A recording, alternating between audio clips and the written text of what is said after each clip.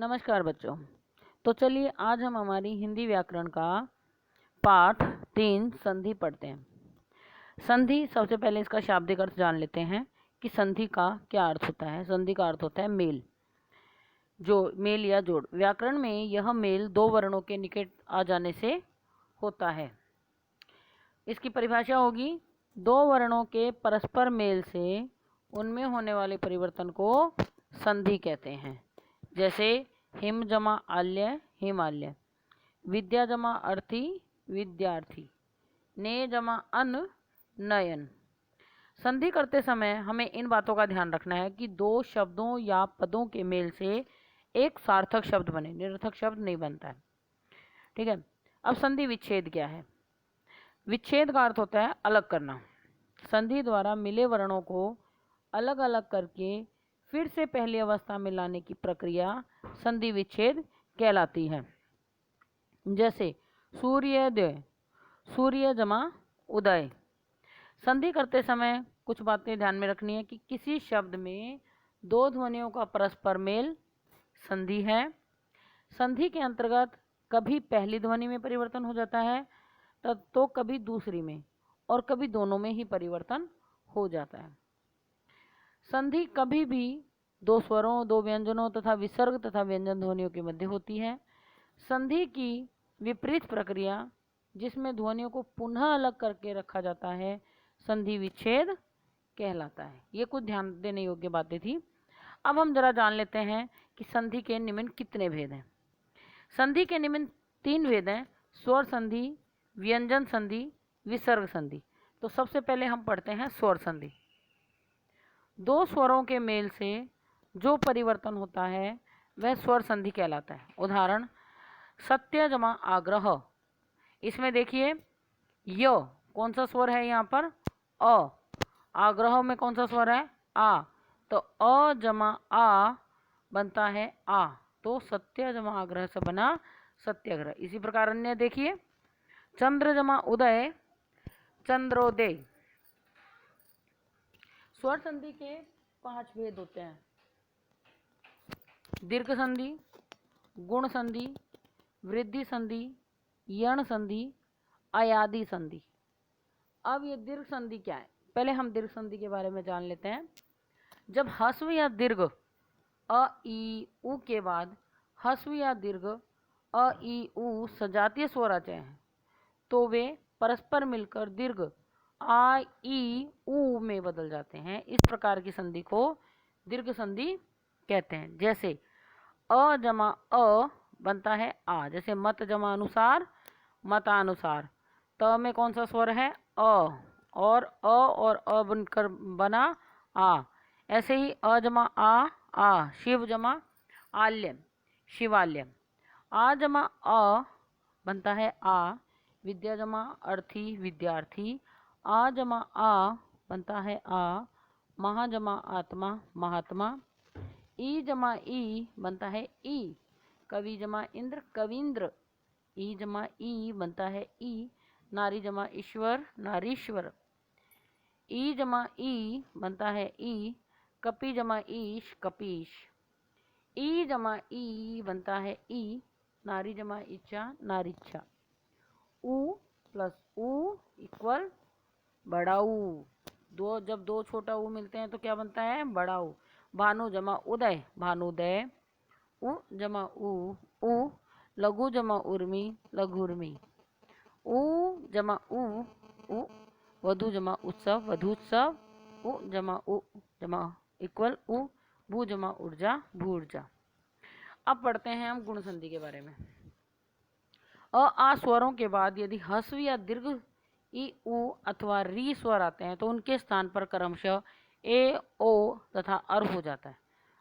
जैसे अ जमा ई ए, स्व जमा इच्छा स्वेच्छा। अ जमा ई ए, नर जमा ईश नरेश।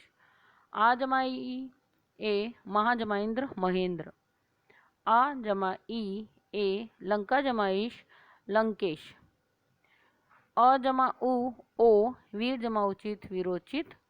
अ जमा औ, जल जमा उर्मी जलोर्मी। आ जमा ओ, महा जमा उत्सव महोत्सव। आ जमा उ ओ, महा जमा उर्मी महोर्मी। अ जमा री और, देव जमा ऋषि देवर्षि।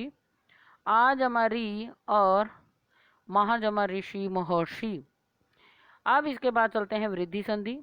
जब अ या आ के बाद ए ऐ स्वर आता है तो दोनों को मिलाकर ए और ओ औ स्वर आता है, तो दोनों को मिलाकर ओ हो जाता है। इस प्रकार की संधि को वृद्धि संधि कहते हैं। अ जमा ए हो जाता है, एक जमा एक एक एक। अ जमा ए हो जाता है, मत जमा एक मत एक। आ जमा ए हो जाता है, सदा जमा ए सदैव। आ जमा ए होता है, महा जमा ईश्वर, महा जमा ऐश्वर्य महेश्वर्य। अ जमा ओ औ, वन जमा औषधि वनौषधि। अ जमा औ परम औदार्य परमोदार्य। आ जमा ओ, महा जमा ओजस्वी महोजस्वी। आ जमा ओ, महा जमा औषध महोषध। यण संधि। ई के बाद इन दोनों से भिन्न कोई भी स्वर हो तो ई का य हो जाता है। उ के बाद इनसे कोई भिन्न स्वर हो तो उ का व हो जाता है तथा री का र हो जाता है। कैसे, देखिए हम कुछ उदाहरण देखते हैं। ई जमा अ य, यदि जमा पी यद्यपि। ई जमा उ यु, य के पैरों में उ ऊपरी उपरुक्त। ई जमा अ य, देवी जमा अर्पण देवी अर्पण। ई जमा उ यु, नदी जमा उर्मी नदी उर्मी। उ जमा आ वा, सु जमा आग स्वागत। उ जमा अ व, सु जमा अच स्वच्छ। उ जमा ए वे, अनु जमा ऐषण अन्वेषण। उ जमा ई वी, अनु जमा इति अनिविति। उ जमा ए वे, अनु जमा ऐषण अन्वेषण। री जमा अ र, मातृ जमा अनुमति मातृ री जमा आ रा, पितृ जमा आज्ञा पित्राज्ञा। देखिए यहाँ पर जो त के पैरों में है, पितृ में मातृ में, ये री की मात्रा है और री की मात्रा है और सामने वाले में आ स्वर है। इधर री स्वर है उधर आ स्वर है, दोनों मिलकर क्या बना, त्रा, है ना। तो रा की आवाज आ रही है, पित्राज्ञा। ऐसे अब पढ़ते हैं हम अयादि संधि। ए ऐ तथा ओ औ के बाद यदि इनमें से कोई भिन्न स्वर आता है तो ए का आए, ए का आए, ओ का औ का आव हो जाता है। ए जमा अ आए, जैसे ने जमा अन नयन। ए जमा अ आए, गै जमा अक गायक। ओ जमा अ औ, भो जमा अन भवन। औ जमा अ आव, पौ जमा पौ जमा अन पावन। ई जमा अ यो, यदि जमा पी यद्यपि। ई जमा उ यु, ऊपरी जमा उक्त उपयुक्त। ई जमा अ य, देवी जमा अर्पण देवी अर्पण। ई जमा उ यु, नदी जमा उर्मी नदी उर्मी। उ जमा आ वा, सु जमा आगत स्वागत। उ जमा अ वो यहाँ पर स्वर रहित होगा। सु जमा अच स्वच्छ। उ जमा ए वे, अनु जमा ऐषण अन्वेषण। उ जमा ई वी, अनु जमा इति अन्विति। उ जमा ए वे, अनु जमा ऐषण अन्वेषण। री जमा अ र, मातृ जमा अनुमति मातृनुमति।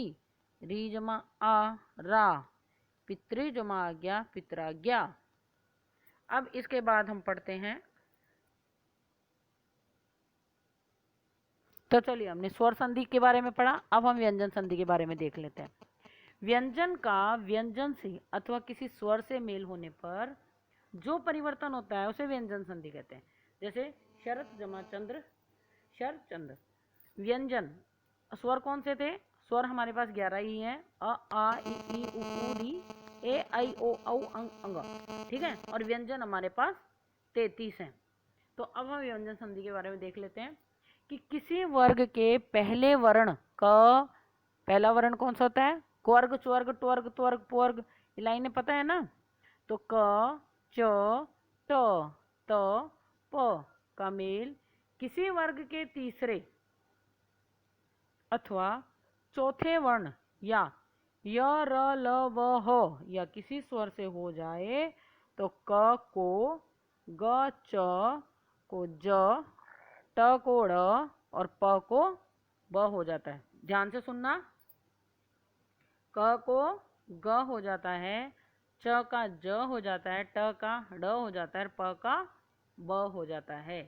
कैसे? उदाहरण देखिए, क जमा ग, ग, दिग्ग जमा गज, दिग्गज, क जमा ई, क यहाँ पर स्वर रहित है, क जमा ई, गी, वाक जमा ईश, वागीश, च जमा ज, अच जमा अंत, अजंत, ट जमा आड़ा, षट जमा आनंद, शटानंद, प जमा ज, बस, अब जमा ज, अबज। यदि किसी वर्ग के पहले वर्ण क, च, ट, त, प का मेल न या म वर्ण से होता है तो उसके स्थान पर उसी वर्ग का पांचवा वर्ण हो जाता है। कैसे? क, म, ड़, वाक जमा मय, वाड़मय, अ जमा म, ण, षट जमा मास, सट मास, त जमा न, उर्त जमा नयन, उर्तनयन। त का मेल यदि ह से हो तो त का द और ह का ध हो जाता है। जैसे त जमा ह, द, उत जमा हार, उदार, त जमा ह, द, उद जमा हरण, उदाहरण, त जमा ह, द, तद जमा हित, तद्धित।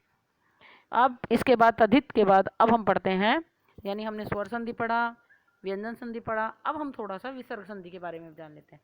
विसर्ग संधि जो होती है वो जो हम लिखते हैं, स्वर में अंग होता है ना, तो वहां पर दो विसर्ग होते हैं। वो विसर्ग संधि हमेशा ह का उच्चारण करती है।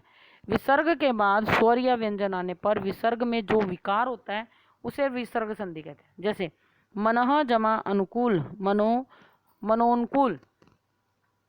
विसर्ग के पहले यदि अ और बाद में भी अ अथवा वर्गों के तीसरे, चौथे, पांचवें वर्ण अथवा य, र, ल, व हो तो विसर्ग का ओ हो जाता है। जैसे मन जमा अनुकूल, मनोनुकूल, अध जमा गति, अधोगति, मना जमा वल, मनोवल।